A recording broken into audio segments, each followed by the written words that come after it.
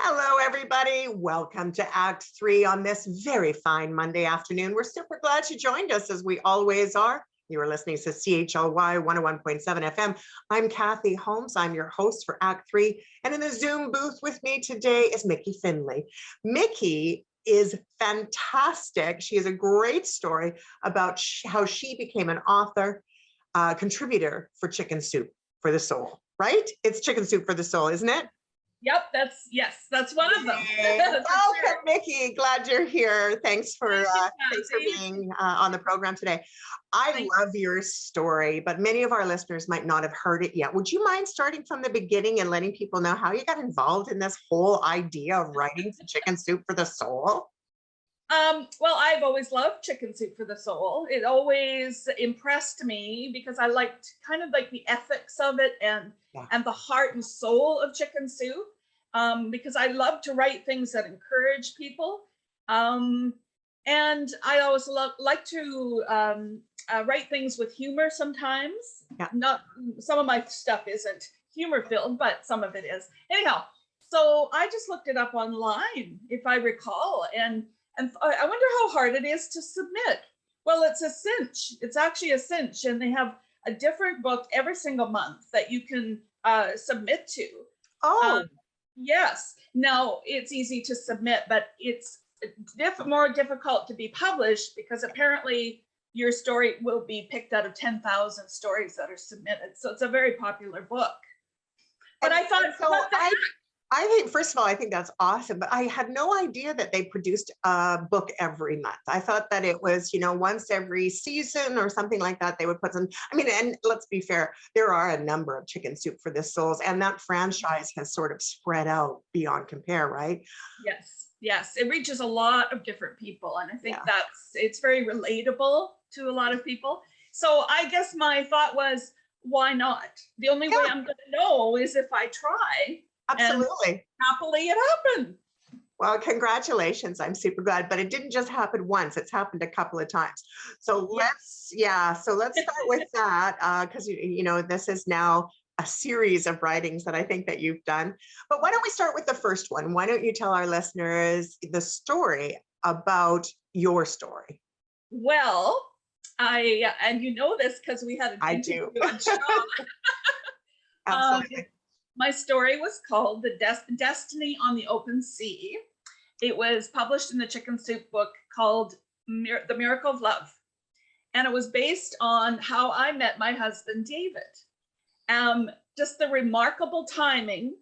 It was at a time when I really was not realizing I needed to meet someone like David. But once I did, I knew that he was the one for me. And we both knew, and that was what was quite remarkable, is we just felt comfortable from the beginning. And it was just. But didn't you chase him down on the ferry? Like, you sort of saw him and you kind of went, dude, you're mine, like, we're moving forward with this? Well, I wouldn't exactly call it chasing, but yeah, what happened was I got lost, sort of. I was very insecure because they had been renovating the ferry terminal. Yeah. And I get quite anxious easily. That's one of my things. And I saw this fellow walking along, and I thought, what the heck? I'm just going to ask him where he's going. And then I said, can I follow you? Just so I know where I'm going. So we ended up in the cafeteria lineup. Yeah. And I realized I was still standing beside him, and that was silly and awkward. So I excused myself, went outside, and I had the weirdest thing happen. I had this thing in my head. It wasn't an audible voice, but it was like, this is the man you're going to marry. Wow. And I argued with God if it was him talking, which I think it was. Yeah. And I said, I'm done with men. So this is you. You're going to have to bring him out here, because I'm not going to go looking. I'm terrible with picking the wrong men. Yeah. Anyway, long story short, we've been married 17 years, I think now. Oh, and wow. He is just as wonderful as the day I met him. Pinch me, right? Yeah, and I really kind of want to walk down that path for a second, because so many, first of all, I love those kinds of love stories. And I'm a woman of faith myself, so I understand that little, conversation that you have with the universe, with God, with however you believe, and you just know, right? There's an insatiable kind of feeling that just doesn't leave. It's like almost a push, right? A magnetic push. But 17 years is a long time to be married to somebody, right? And so I'm curious, during COVID, was it writing that kept you sane, or were you and your husband like wonderful during COVID? Like, how did that work for you? Well, first you're presuming I'm sane to begin with. Right? Artists are a little bit insane, aren't they? I hear you. Good point. I think because absolutely, I think the time was perfect for me to start a memoir writing course called Memoir Writing Ink. Not INC, but INK. Yeah. And it's put on by Alison Wearing, who is an award-winning author and playwright and writing coach. Anyway, this course kept calling to me. And I just couldn't leave it alone. And David finally says, if this is really calling to you, maybe it's meant to be. So I ended up taking it. And it was perfect timing because of COVID to throw myself into this course, right? And as far as being with David during COVID, I'm very fortunate and lucky because David is a cinch to live with. He doesn't get in my face. He doesn't get in my space. He allows me to be me. So yeah, I haven't felt a huge difference in that regard. Yeah. Right. So tell us more about that course, because I know that there's a lot of aspiring writers that listen to this program, particularly if they're attending Malsapina or VIU University here in beautiful downtown Nanaimo. And so I'm curious about how the writing, first of all, how did it speak to you and why? And then what kinds of things do you think you learned from it? Oh gosh. Well, first of all, if you see Alison Wearing on her webinar, on her free masterclass webinar, you will fall in love with her. You can't help it. She's just an exciting, inspiring, down to earth, real person. Me being very skeptical, I walked away from it and I thought, oh, I can't spend that much money on myself. Not that it's that much money really compared to what you're getting, but I just thought, oh, I don't know. And that's when my husband said, oh, just do it. I think you're supposed to do it. So I have learned, oh my gosh. Well, let me put that in the next nutshell. Sure. There was an exercise that she had in her course, which I thought was really silly, to be honest. And it said, describe one of your family members as food. Oh, what a great idea. Well, she's trying to get people to think outside the box. Of course. Right? Of course. Sure. But I was sort of digging my heels in a little. I thought, oh, what the heck? Maybe I'll learn something from it. Well, I wrote quite a powerful and painful piece called Nothing Is As It Seems, loosely based on my childhood abuse. Yeah. And it got published. It got published in the Goat's Milk magazine out of Vancouver. It was just an exercise from her course. Oh my heavens. Well, why don't we, because I've never heard of the Goat's Milk report. So I think many of our listeners might not have either. But would you mind sharing a little bit? I know it's an intimate conversation, and so I don't want to trigger you or any of our audience members, but it's important. These are difficult conversations at times, and a lot of the most well-renowned work is based on, sadly, people's pain, right? And so as a teaching tool, it's really a wonderful opportunity to help someone feel connected if they have at any time experienced abuse or difficult, things in their childhood. It's a great healing opportunity. So why don't you share with us a little bit about that? Well, this one was part of the healing. The one that really I felt healed and empowered was another one that came actually out of an exercise of Alison's course, and I called it Too Late. And it is, again, about childhood abuse, but it's not based loosely on it. It is the real thing. Yeah. But I have to say, when I wrote that, I cried my guts out afterwards. Because you have to revisit some of this stuff. Yes. In order for a reader to relate, you have to be in the moment, kind of, right? feel what you felt. So it was really hard. But what I didn't expect, Kathy, is that when it was finished, I felt such a feeling of warmth, peace and healing in me. And then not only that, I felt sort of a sense of empowerment. I've kind of gone from a victim, not that I like to stay in victim mode, I don't want to do that, but I went from victim to the one in charge now. I have empowered myself. So yeah, I really feel that I'm hoping that this was another one that was actually published in a book called, I'll show you, Crone Rising. And it is, it's joined 14 women as they discuss influential moments from their lives. And it's about women rising above challenges. Wow. So what's the name of that? I mean, for our radio listeners, our YouTube listeners will be able to see that it's called Crone Rising. But for our radio listeners, I love the idea. First of all, I love the title. I love the title. And so what was your learning from that? Like getting published in that book? I mean, you're becoming a very well-published author. Yeah, go figure. Go figure. I mean, I think it's great, but I met you a few years ago. And in that time when I met you, you and I did a piece for Shaw for your first Chicken Soup for the Soul. And on the program called The Show, which is currently on sabbatical because of COVID, we can't get back into the physical studio. So all of the stuff, I mean, I'm still very involved with Shaw, but we are doing it now, unfortunately, at a remote stage, right? But what, you know, at that time, you were very new, and now it sounds like you've published a number of pieces. Congratulations on that great success.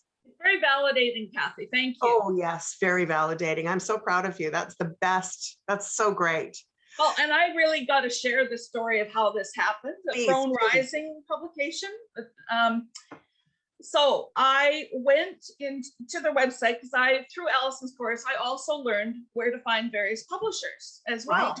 I found this one publisher and they were looking for stories to put into their book. But the amount of words in mine weren't enough. But I submitted it anyway with a note saying, I do realize it's too short compared to what you're asking for. But if you think you can use it in another book or any other time, you are welcome to it. I just want it to be read and appreciated type thing. Well, they wrote back and said, we want your story. It's beautifully written. We want it in our book regardless. Wow. So to me, that was a huge lesson because I thought, you know what? You don't take no for an answer right away, at least try, because you just never know. Well, yeah. And I think that that's the inspirational piece of it all, is that you were not giving up and you continued to take your story and move it forward. And I think for any kind of success in anything that we do in this life, we really need to do that. We need to just be very clear that we have an intention, open ourselves up to that intention and try. And, you know, in your case, look at how well that served, right? Yes. Yeah, absolutely. Yeah, for sure. So tell us how you got published the second time and the storyline behind the newest installment for Chicken Soup for the Soul. Well, again, I just thought, what the heck, I'll just submit another story. But actually, this is kind of cool because of that memoir writing course, Alison Wearing's writing course.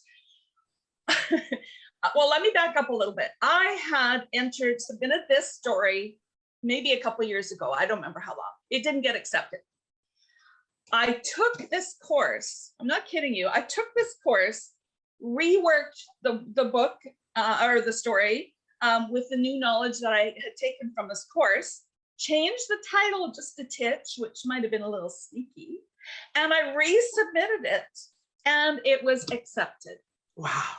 So again, the lesson to me was saying, Micki, never say, don't hear the no's and go with that. Just keep plugging along because you just don't know. And the story is based on a true story, of course, because all Chicken Soup books are true, about my mother and our very curious, interesting, weird Christmases and her eccentric gift giving. So that's what that's about. Oh, wow. Do you have a moment where you mind sharing a little excerpt from that story? That would be terrific. Absolutely. While you're grabbing your pages, let me just remind listeners that you are listening to Act 3 on CHLY 101.7 FM. Thank you for tuning in. Micki Findlay, a now renowned author, is with us in the Zoom booth today. She's just about to read an excerpt from her newest and latest publication in Chicken Soup for the Soul. Thanks, Micki. Thanks, Kathy. So this story is called The Mother of All Gifts. See what I did there? I love that. Very cool. And there's a little quote at the beginning, which my husband actually wrote, but he didn't want anyone to, it actually, it says author unknown, but it says, family is like a Christmas buffet. There is always at least one fruitcake. Isn't that the truth, hey? Yep. A light dusting of Christmas snow sparkled in the morning sunlight. Family and friends were gathered around my mother's tinsel-covered artificial tree, awaiting the gift opening with anticipation. By anticipation, I really mean trepidation, because when it came to my mom, one never knew what to expect. Sometimes she would re-gift our presents back to us. Did she think we wouldn't notice? Other times, her gifts left us baffled. Like the beekeeping in Nova Scotia guidebook she gave me for my 25th birthday. I've never lived in Nova Scotia, nor have I ever expressed an interest in beekeeping. So I couldn't help but wonder what oddities awaited us that morning beneath the twinkling tower of plastic kitsch greenery. My mother had designated my 7-year-old son to hand out the gifts. His eyes lit up as he dove in to grab the largest box he could find. He grinned at me with flushed cheeks. I think it's for you, Mummy, he said. I began to tear off the ever so familiar recycled wrapping paper as Burl Ives sang Holly Jolly Christmas. Suddenly, I froze, confused, stunned. All I could do was stare at the spectacle that lay before me. I was immediately reminded of a line from an infamous Christmas poem, but with a slight modification. When what to my wondering eyes should appear, 30 boxes of tampons marked to daughter dear. Yes, tampons. 30 boxes in all shapes and sizes. Oh my 30 God. blue boxes of shame stared up at me. Oh my goodness. Oh, what a mom. Hey, can you imagine? Well, I can't imagine, but you wrote it so well. I can totally.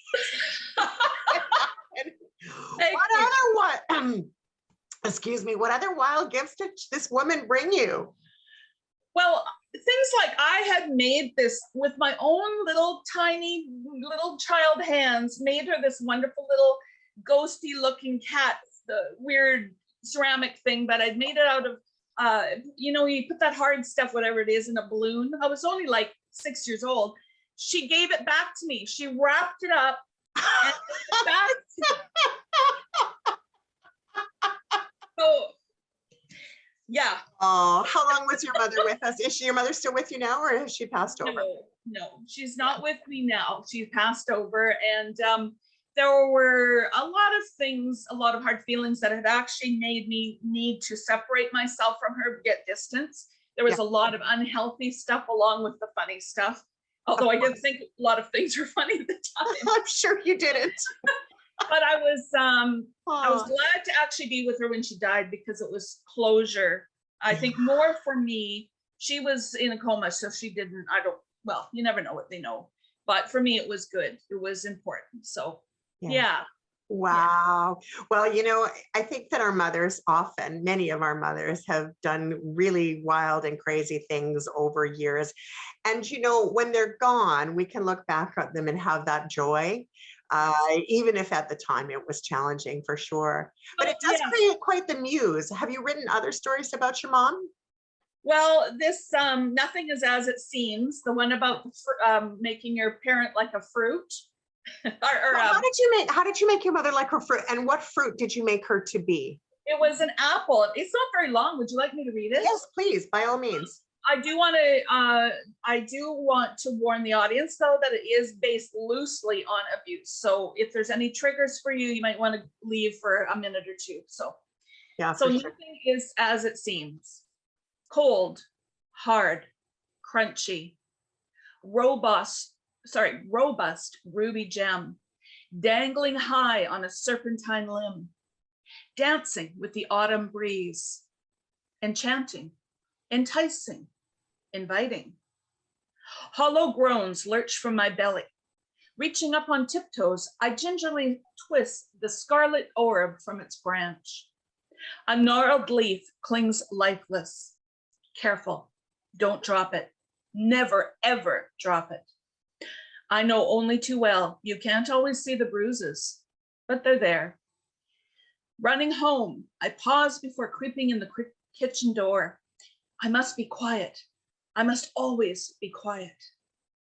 Staring at my contraband, I begin paring off the smooth red veneer. It lays there dormant in a frenzied heap. But for how long? Its facade stripped away, there's no more pretending. I can see it seething, staring, glaring. The silence frightens me. I know what's coming.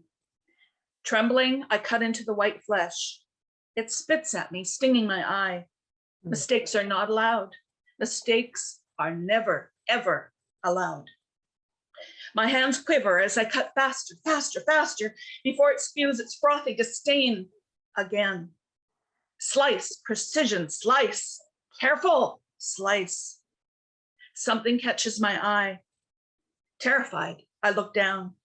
A silent scream echoes in my head. Blood. I should have known. I dared to believe, to hope, to challenge. Tasting bloodied tears, I glance at the pasty white slices, laying there motionless, small, exposed, powerless. Today I fought back. Did I win? For now. Wow. I still get a little teary when I write it. I am just shivering to the core. I am shivering to the core. To our listeners, thank you for listening. And for if you are triggered by that, please reach out to whatever resources that you can to get some support. Yes. I resonate with so much of what you're saying. And I really feel that when we can express something so painful so beautifully, the healing there too begins for sure. Absolutely. I spent a number of years teaching, and I still find myself doing that a lot. I teach in the morning and in the evening in between the other things that I do. And I recall I taught high school English, and there was a wonderful short story that was written for students to explore as part of their short story curricula. And it talked about, taking an object, if you could have an object and have that object define a family member. So similar, but in an object. And in the particular story I'm referring to, although I can't recall the name of it off the top of my head, the teenager referred to her mother as a refrigerator, clean, cold, almost cryptically. It was a beautiful piece as well. And so what I love about wordsmithing is you have the opportunity to really engage and develop a story so that somebody feels it in the depth. And you did that so beautifully with your short stories. So thank you for sharing it. It was amazing. If you just tuned in, for those that have probably just tuned in, you're going to want to grab a piece of paper and a pen and get Micki's information so that you too can acquire some of her writing. She can certainly lead you to where you can get the Chicken Soup for the Soul book that she's published in and other publications as well. So be sure to go and grab a piece of paper. I like to tell people that about halfway through the program so we know where we are. Were you much of a writer when you were a child? Like, was that something that you aspired to do? Or did you just find yourself as a more mature person going, wait a second, I got these words in my head. I need to put them in paper. Well, I'm laughing because I almost hesitate. Well, whatever. I'm authentic. I try to tell the truth. Not as a child so much, but as a teenager, I went to an all-girls school for a while. So I found out that I could write really duty stories and that the girls loved them because there was no boys around. Of course, right? So I have to be honest, that was my entry into writing. Yeah, and so, but for, you know, that when I got older, when I was living in Mackenzie, I was in a marriage for 22 years, and not a happy one. So, and not in a happy place for me. So what I did was write songs constantly. Just I wrote and wrote and wrote.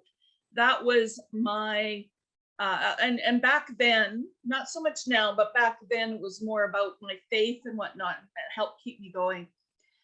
So that would be how I expressed myself and kept myself from going bonkers, right?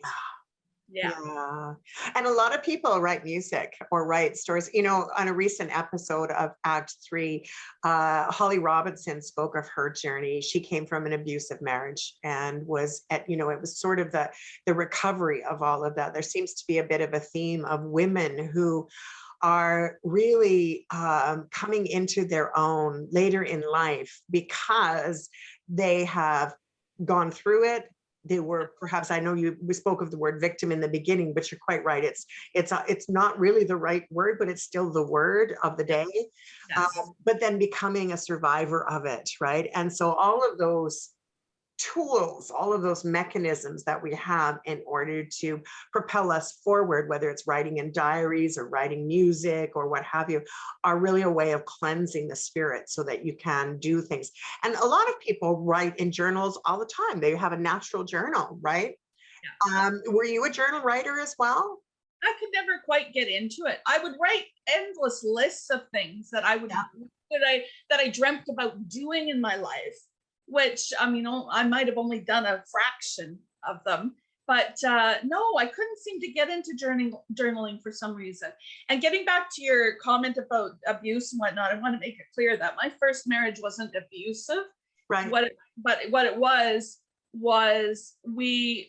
I didn't have a place or feel like I was worth really anything or had a voice in that particular relationship. Whereas in the one I have now, I'm honored and valued and adored just the way I am. So I just wanted to make that clear. That very important that we do. From my childhood and whatnot. So. Yeah, no, I understand. And I think that that's really important as well. We don't want to place, you know, anything that doesn't belong at any level. So that's very important that we clarify. What kind of songs did you write when you were writing songs? Were you kind of a folk writer or rock writer? Like, did any of it ever come to fruition in the way of instruments and, you know, become anything? Or were they pieces of music that were like beautiful poetry just for yourself? Both. I wrote probably 100 songs, and some of them I think were very worthy, and others were just crap. But mostly they were gospel kind of songs, right? Yeah. Easy listening gospel, and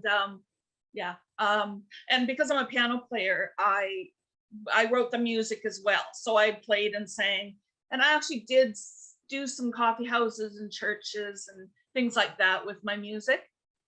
Do you still do any of that with your church, or do you not so much now? No, I'm a backslidden heathen now. So Well, in all fairness, churches have been closed up until recently. They're just starting to open up again, in all fairness. So sure, but I can't use that as an excuse. Oh, okay. Well, there you go. My beliefs have not completely changed, but they used to be quite black and white, and now they're very gray. I have a lot more what is it? Tolerance and acceptance for people who I may not have seen as I don't know how to explain it, worthy back then or something. Yeah. I have a way more liberal, I guess, slant on life as well. So yeah. But yeah, I totally understand. There are some faiths that are very, very structured and very very difficult. I don't personally, I'm a woman of faith, and I don't personally walk that path either. I never have. I just do not believe that there is a God so beautiful and so wonderful that would be judgmental in any way, shape, or form over anything, period. So for me, that's where I believe, right? And still very strong believer, you know, that we are supported by God and by a higher power of, you know, all of it. So, and I also believe that everybody has the right to their own faith. So I would not suggest that mine is more or better or different. You know, it's just my faith. So I do want to see people through his eyes, hers. I mean, I think it's a double spirit perhaps, but I want to see people the way God looks at that person, not in my own judgment or whatever bias. I really try to work at that. So. Have you found that as you've gotten older with your writing that you have honed into some subjects more than others? I would say memoir. That was something I'd always sort of thought about doing, but didn't have a clue where to start, where to begin. And that's where that course, Memoir Writing Ink, I-N-K, I would say. I-N-K, yeah. And I-N-C, really helped me elevate my story so that it would not just be for me, but it would it'd be relatable for other people. Other people would want to read it besides just my family and friends. Yes. So that has become really my focus. Eventually, I take all these stories I'm writing and hopefully write a book. If I can discipline myself enough to actually do that. I think that that's well on its way, so I wouldn't be too worried about that. I think that that's most definitely in the plan at some level or another at some time, for sure. You know, when you and I last spoke, again, several years back, you were also working with the Hearts Project. And I wonder if we could just break that open a little bit, if you're still operating that. I know that I've seen a few things over the last few years, but not so much recently. No. We actually had a few things planned, Kathy, when COVID hit and then everything came to a halt. One of those things was a wonderful concert where the theme was anti-racism and based on inclusion and kindness. And we had a whole bunch of wonderful, diverse, talented musicians that were coming to be a part of this concert. And it was going to be a fundraiser at the same time and an auction, all that. But again, COVID hit and everything stopped. Yeah. But that said, Kathy, I think I was feeling a little burnt out anyway, because I had been doing this for 3 years, which doesn't sound like a lot, but if you're doing it every day, day and night, it's kind a lot. And I'm not very good at knowing how to delegate and get people more involved. I ended up doing too much. So now what I just try to do is I still go on social media and promote those things that mattered so deeply to me. Black Lives Matter, anti-bullying, that kind of stuff. And if I can reach out to people in a different way through my stories, that's my focus now. So. Well, it sounds like an awfully beautiful focus to me. Thank if you have just tuned in, you've tuned into Act 3 on CHLY 101.7 FM. I'm Kathy Holmes. I'm so glad to be your host, but I'm even more glad to bring to you incredible guests. And today my incredible guest is Micki Findlay. She is an author and a successful contributor to Chicken Soup for the Soul, as well as a number of other publications. So I guess because I love the teaching element of all things, right? Like I'm a big believer in share the goodies, share the wealth, share the knowledge wherever we can. And I'm curious about your, like if you were to talk to a classroom of young people, potentially, or teenagers or early adults, when it came to the pieces of writing, how would you best sort of guide somebody to get published and to, where to begin from a story perspective?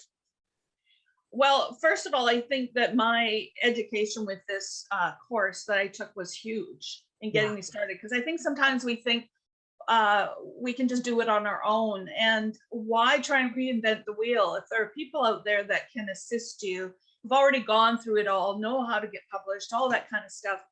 then if you can afford to do it, absolutely, do that. Yeah. But I think there's another aspect to it too, Kathy, and that is belief in yourself. What stops many writers is they don't necessarily know that they have the talent or believe in themselves enough. And when it comes to memoir writing, often it's those people who have been told all their lives, you're not good enough, you're not worthy, you're not able to, so you hear this message long enough and it comes into you and it's stuck and you believe that, which I did for many years. Yeah. So I would say to those students is that to recognize the beauty and the worth inside of you, that you may have talents that you may not even realize, and talk to whoever you can to bring those talents out and to start writing. Yeah, I think you're right. I think a writer writes, period, right? A writer writes. Now, however that all comes out, you get better with time and practice for sure. But you have to, like you said, sort of trust in yourself a little bit and don't let the story that you tell yourself become really, the negative sayer that you can't, when indeed you probably can. That's right. And don't worry that if you write and it sounds like crap, don't worry about it, because I write things like all the time, and the first edits, the second edits, the third edits can be just still kind of crap. And then suddenly, as I'm working on it, something gels and something comes out, beautiful comes out. I guess it's kind of like a diamond, right? All the rough things that it goes through to become this beautiful, shiny gem. So don't be afraid to start writing and let it be crap, because it's going to be at first, unless you're freaking brilliant, which I don't know a single writer that doesn't have crap first. So absolutely. Yeah, embrace the crap. Embrace the crap. Own your crap. It's a good thing. You've got to own your crap. Now, you may find that as we had this particular episode on the YouTube station of Act 3 Media Productions, I may end up having that title being like, live the crap. It's okay to be in the crap. Embrace the crap. Embrace the crap. Embrace the crap. Because it is true, isn't it? Right? Sure, and then you can apply that even to your memoir writing, your like as in your life, because it's like those things that happen sometimes. Well, you don't have to write memoir that's based on abuse or a terrible life. You can have a wonderful life, a very beautiful memoir. But if you can take those things that happen to you and not stay in the muck and mire of that stuff that held you down and victimized you, but sort of rise above it and say, what, number one, what did I learn from it? Number two, what can I offer somebody else from what I've gone through? Number three, can they avoid some things that I did by reading my stories? And how can I encourage somebody else from reading about my life? So I think that's, so embrace the crap and rise above it and share your gift. What I have learned in my life is that, especially because in the last few years, I've had the great opportunity of interviewing so many amazing people.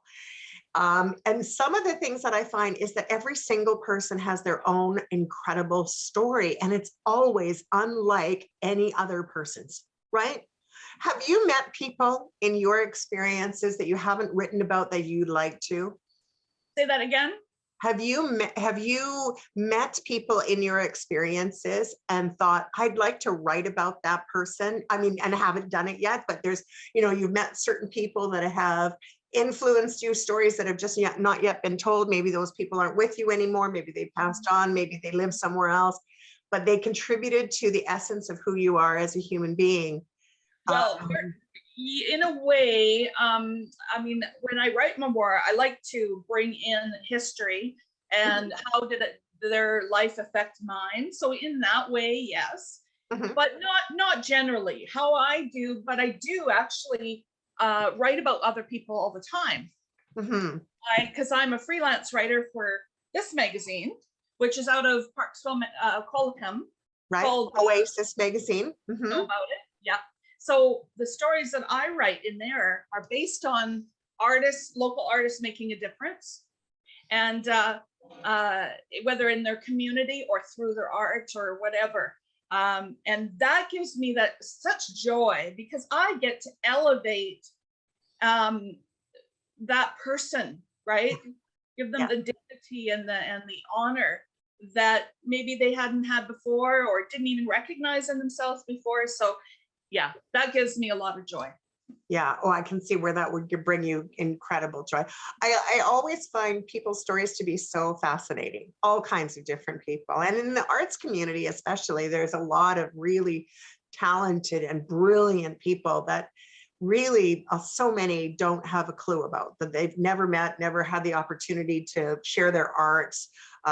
There's a lot of closet artists that never share their art, their music, their poetry, their writing, you know, and so it's so wonderful to see people actually step out and get out of their own way and actually give it a go. That's it. Exactly. Get out of your own way. I love that. Right. And because I did that in much of my life, I was getting in my own way. Yeah. You know, somebody would be jealous of me over something, and that would just destroy me. And I would quit doing whatever it was I was doing because I affected that person so badly in some way. And it's like, you know what? I'm just gonna not worry about what other people think of me. I think it's partly being an old fart that I am. Well, I was going to say, wait a second, you're not an old fart, but what I would like to say, though, is I think that we come into our own as women when we're over 40. In all fairness, I think that, and even somewhere between 40 and 50, I think that there is that, you know, that transition period where we're like, oh, come on, like, why is this still so high school? Like, we are adults now. We've, you know, eventually we have to see ourselves as adults. And very often that takes a long, long time, right? And to for me, not care about what other people think. I would say it took till I was 60, not 40. I mean, it's been a long journey of getting to know myself and believing in myself and recognizing my worth and what I could offer. But better now than ever, I say. Well, this is what I think, right? I'm almost 60, and I find for myself, it's really important for me now to stop asking permission to be myself. Yes, exactly. Right? It's very, very, I call myself a card carrying codependent. I'm honest about it, right? I know that for a long time, I spent my life people pleasing. Oh, yes, me too. You know, and when you do that over and over and over again, the story that you tell yourself is, you know, I can fix this or I can fix that, but you're always so busy trying to fix other people. You're not fixing yourself, right? Exactly. Been there, done that. Yeah. So and what I love about that is it gives me, when I think about a memoir, right? I've never thought about writing a memoir. It's never even, you know, I just don't think I'm that important. So for me, I'm like, I don't want to even go down that road. But I'm not accepting that. But I love the idea, because if you think about it, I mean, I just never thought about it before, to be honest with you. And again, another reason why I love interviewing people is I go, oh, wait a minute. And I hope our listeners do the same. I hope they go, oh, wait a minute. You know, I do have something to share. Listen, Miss Kathy. Yes, Miss Micki. I can feel that I'm getting in trouble already. She's got the tone. A very, very interesting life. You have a lot to write about, and you've had a lot of neat experiences. Some of them have been brutal, I know, and some of them have been hilarious. You've interviewed so many people. You have so much to write about. So I actually would be the first one to buy your book, should you write it. Oh my gosh, you're wonderful. And you got that on record. It's recorded. So you can't let me out of that. I will say, we had a bit of conversation about being people of faith. I will say that I'm guided constantly, and I have a very, very blessed life. There's no doubt about it. So that part has been really, pretty awesome. If the heavens were to take me tomorrow and I'm not ready for that to happen, thank you very much. I would still feel really confident that my life has really been a blessed one indeed. Yeah. So I'm curious too, once I'm going to bring it back to you, because you're the focus of my conversation today. When you started writing, did you have a hard time finding the words, or did they naturally flow and just land in all kinds of different places that you had to sort out? Both. Okay. The story I wrote too late, based on the abuse I was talking to you about. That just seemed to flow. Like I couldn't hardly keep up with what words coming. Other times it's brutally difficult. And I'm such an editor. Like I am obsessive compulsive editor. So they say you should just let writing flow and then come back and edit it later. I have a really hard time with that. I'm always editing as I go. So I've got to still work on that. But so are you a hand writer for your writing, or do you type it into the computer? Well, it depends. If I'm in the hot tub, yeah. I write in my wine in the hot tub. Oh, I've got something. Oh yeah, wine too, chocolate wine, by the way. But if I'm at the computer, no, usually I like to type because then I can move things around easier and so there's something to say about technology. I know to this day when I'm working with students FaceTime, like if I'm, in other words, face to face, not FaceTime being Zoom or other medium, I won't let them use the computer at all, because I think that there's something to be said about getting pen to paper. Some parents love it. It drives kids crazy. They hate it. But at the end of the day, I know that it really works for that word flow, because you get to see the jumble and then figure out, right? And what happens so often is the blue line comes up on the word, right? Or the red line, you've spelt it wrong, or the blue line, the grammar's not right. And so you kind of go back and then it stops, I think, the free flow for me. That's a really good point. What great advice. I never even thought of that. You're right. I'm thinking free flow, right? I mean, Harvard University talked about how we process words, right? There was a big study that said that that handwriting, especially if you are studying for an exam or you want to have something really important that you need to keep it in yourself, like you've got to hold that knowledge, that if you write it out by hand, then you're using the three modalities of sight, sound, and feel and touch, right? And so if you think about typing, you're typing one letter at a time, right?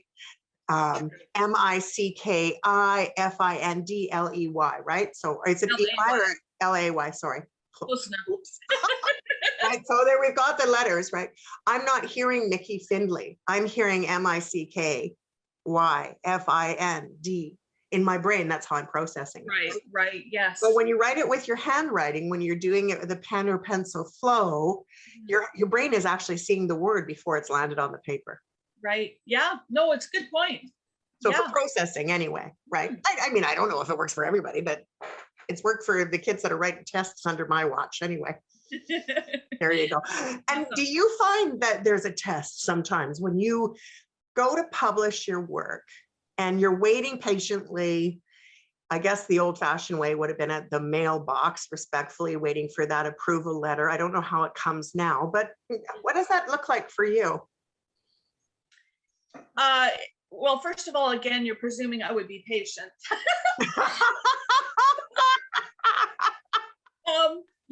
It's just a matter of once you send it out there in the universe, I think it's important to just let it go.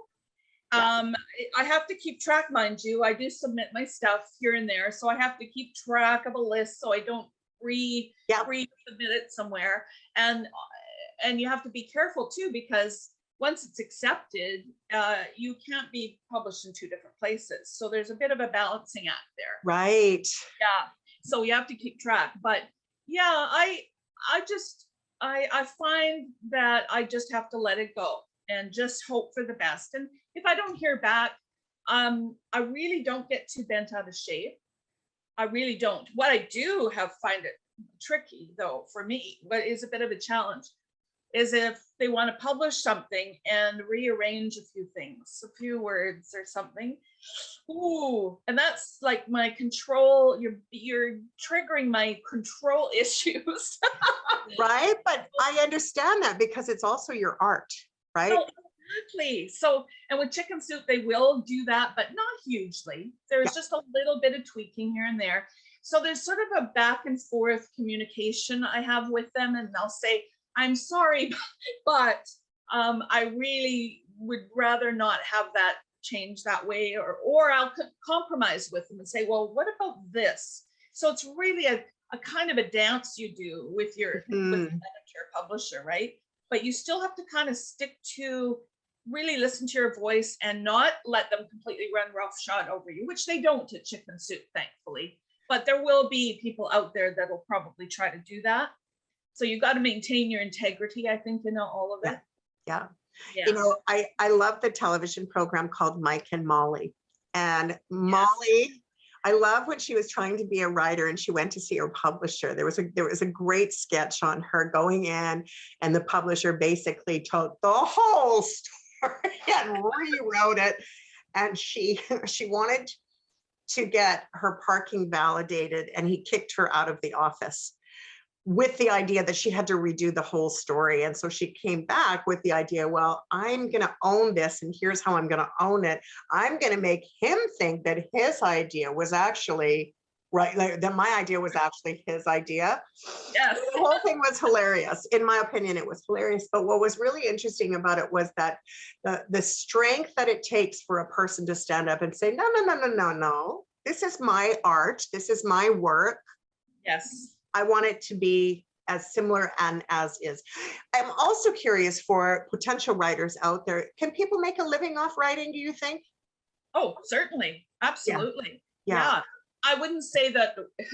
I would say it's few and far between, if I were to be honest. Yeah. Because, you know, it's quite a long process to get to that point, I feel. And you have to keep submitting and keep getting your name out there and really to get to that point and to have the credibility. So it is a journey, but I think it's a journey well worth taking. But for me, it's not about the money, although I would be so stupid if I said, well, money doesn't matter. But of course. For me, I just love to see my stories out there. It's a beautiful, validating feeling. And if it helps somebody by reading it, that's what all that matters to me.